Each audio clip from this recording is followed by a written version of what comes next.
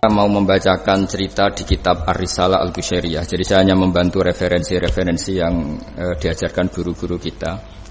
Ar-Risalah Al-Qushairiyah adalah kitab kesayangan Mbah Maimun karena dulu mbah beliau dapat ijazah dari Sayyid Umar Sato, kakaknya Sayyid Abi Bakar Sato yang punya kitab I'anatul Thalibin. Dan kitab itu dibawa ke Indonesia sampai ke saya sebagai murid beliau. Di antara yang disebut dalam Ar-Risalah Al-Qushairiyah ini Thariqatu Ahlil Ilm, kitab Ar-Risalah Al-Qushairiyah itu. Saya baca nasnya atau ibaratnya atau teksnya.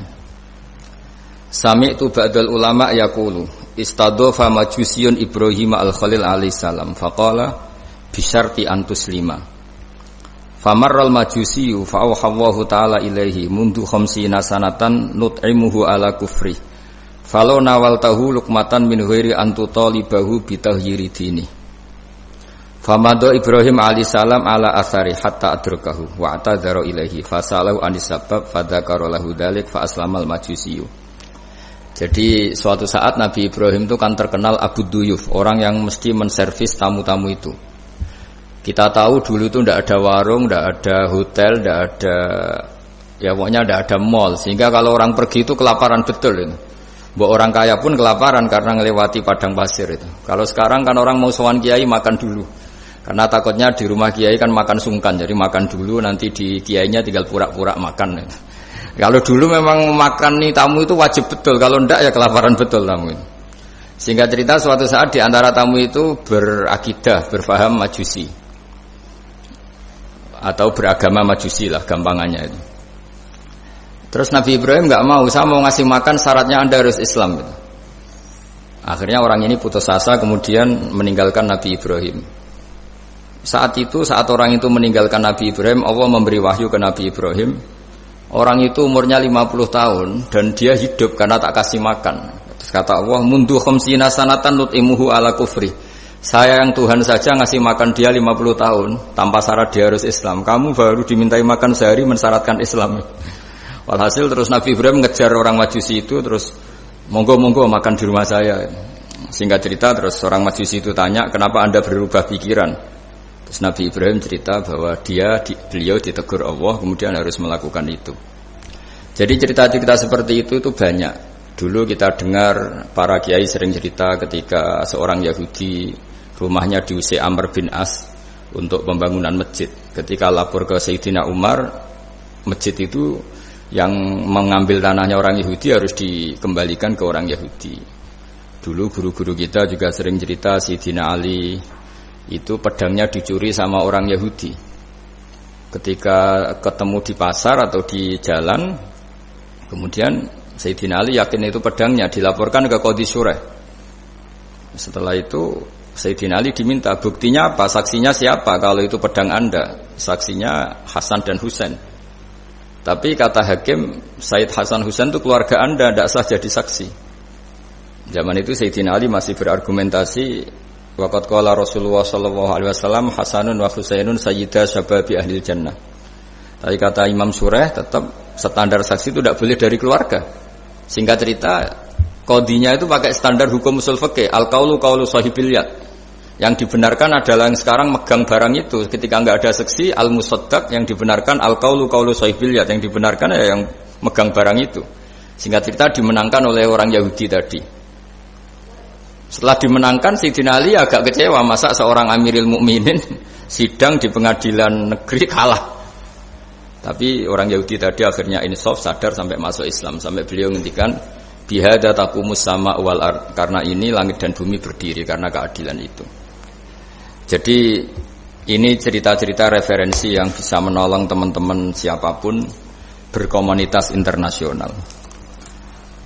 Karena pikiran saya sederhana ya, al-ilmu yurisul akhwal, ilmu itu melahirkan sikap. Jadi kalau kita punya referensi yang cukup tentang toleransi, insya Allah kita hidup di mana saja punya toleransi, karena toleransi itu juga ajaran agama. Di antara yang diceritakan para guru-guru kita adalah ketika Nabi mau dibunuh oleh orang namanya Daksur atau Duksur, siapa enggak tahu KTP-nya saya. Kiai-kiai kalau baca Daksur. Ketika beliau sedang santai di satu tempat, tahu-tahu ada orang yang mengambil pedangnya kemudian bilang mayyamna'uka minni ya Muhammad, sekarang Anda sama saya berdua, siapa yang bisa menghalangi kamu? Nabi dengan rileks menghentikan Allah. Kemudian si Daksur ini gemetar, pedang jatuh, kemudian diambil Nabi. Sekarang ya Daksur mayyamna'uka minni, yang bisa menghalangi kamu siapa? Orang itu bilang la ahada, tidak siapapun. Nabi dengan gampangnya fa'afa anhu, Nabi memaafkan. Padahal ini jenis harbi, jenis orang yang jelas punya niat bunuh. Terus artinya kita-kita yang ngaji di pesantren, saya ngaji di Mbah Maimun, punya Bapak Kiai Nur Salim, semuanya ngajarkan bahwa di mana-mana perang kekerasan itu ya karena kita diperangin. Udina lil ladzina yuqatalun, karena kita diperangi kita boleh perang. Qatilul ladzina yuqatilunakum. Jadi yang boleh kita perangi ya zaman kayak kita dulu dijajah Belanda, dijajah Jepang zaman itu. Ketika sudah tidak ada penjajahan ya alasan itu sudah hilang karena mereka tidak merangi kita. Jadi apa ya, perang ya ada konteks rasionalitasnya, damai juga ada konteks rasionalitasnya. Tapi karena kita punya tradisi referensi, teman-teman yang di Jerman tak bantu tadi ada kitab Arisal Al-Qusyairiyah, terus ada beberapa cerita-cerita tadi kayak Daksur. Kalau ayatnya jelas ya, jelas qatilul ladzina yuqatilunakum wa in janahu lisalmi fajnah laha wa tawakkal 'ala Allah. Bahkan seperti yang diceritakan Profesor Quraisy tadi, yang sedang kita benci pun bisa saja suatu saat teman. Dalam surat Mumtahanah itu atau Mumtahinah ada ayat asawwau ayyaj'ala bainakum wa bainal ladzina ataitum minhum mawaddah. Bisa saja orang yang sekarang kamu benci suatu saat kamu cintai. Wallahu qadir, itu Allah Maha Kuasa. Dan tadi saya menambahkan yang dikatakan Profesor Quraisy tentang belajar. Dulu Nabi itu enggak puasa Asyura. Tapi ketika datang ke Medina, orang-orang Yahudi itu puasa Asyura. Coba tanyakan ke mereka, kenapa puasa tanggal 10? Terus mereka menjawab, yaumun najjawahu fi Musa, itu hari yang Allah menyelamatkan Nabi Musa. Terus fa'amara bisyami, kemudian Nabi menyuruh sahabat puasa. Artinya dulu itu segampang itu hidup, itu sesuatu yang baik apa, ya sudah ditiru. Meskipun kita tahu Nabi itu tentu mustaqil bil ijtihad, Nabi itu orang yang mandiri. Tapi memberi percontohan kita betapa gampangnya kita seperti itu. Dulu ada seorang Yahudiyah meminta sama Sayyidah Aisyah dan dikasih. Ketika dikasih, dia mendoakan semoga kamu Aisyah selamat dari siksa kubur. Zaman itu Sayyidah Aisyah itu belum tahu tentang siksa kubur, sehingga beliau engkar, enggak percaya. Tapi setelah Rasulullah datang dan diceritanin Nabi, oh iya siksa kubur itu ada. Dan semenjak itu Nabi selalu isti'adah, minta perlindungan dari siksa kubur. Jadi dulu di komunitas-komunitas beda agama sesuatu yang benar ya dibenarkan. Makanya kaidah umum dalam interaksi antar agama itu la tusaddiquhum wa la tukadzibuhum, ya kamu jangan bilang iya, jangan-jangan enggak, ya jangan bilang tidak, jangan-jangan iya. Jadi aturan ilmunya jelas la tusaddiquhum wa la tukadzibuhum. Ya artinya sesuai referensi ilmu lah kira-kira begitu. Terus yang terakhir, ini saya mohon maaf sama komunitas di Jerman karena saya ini pura-puranya aja sibuk. Karena saya kira ini seberapa jam lagi saya ngajar ini. Nanti kalau saya tidak ngajar di sini yang ngundang agak-agak dosa. Jadi supaya sama-sama tidak dosa, ini saya ya nuruti jenengan. Tapi ya karena saya ngajar ini juga yang datang orang macam-macam. Ada yang Kalimantan, Sumatera mau ngaji di sini. Ini seberapa jam lagi saya ngaji Sahih Muslim. Yang terakhir ini di halaman Kitabu Adabil Ulfa wal Ukhuwah halaman 285 dalam Ihya juz 2. Jadi kitab saya juz 2. Mungkin kalau beda cetakan yang jelas ikut Kitabu Adabil Ulfa wal Ukhuwah. Di sini diterangkan oleh Imam Ghazali dengan beberapa riwayat yang disebut al-jiranu salasatun. Bertetangga itu ada 3. Jarun lahu hakun wahid, ada tetangga yang punya hanya satu hak. Wa jarun lahu haqqani wa jarun lahu salah satu hukukin. Terus beliau cerita yang punya 3 hak itu ya tetangga, ya seagama, ya masih ada hubungan kerabat. Yang punya 2 hak ya tetangga, ya seagama. Terus wa amal ladzi lahu haqqun wahid fal jarul musyrik. Yang punya hak satu itu tetangga yang beda agama. Jadi intinya tetap dikasih hak meskipun beda agama. Sampai diantaranya disebutkan juga di halaman 287. Imam Ghazali ngendikan, beliau berfatwa dan beliau bercerita, rawahu Umar bin Syu'aib an Nabi an Jaddih anin Nabi. Terus qala Mujahid kuntu inda Abdullah bin Umar wa ghulamun lahu yaslahu syatan faqala ya ghulam idza salakhta fabda bijarinal yahudi.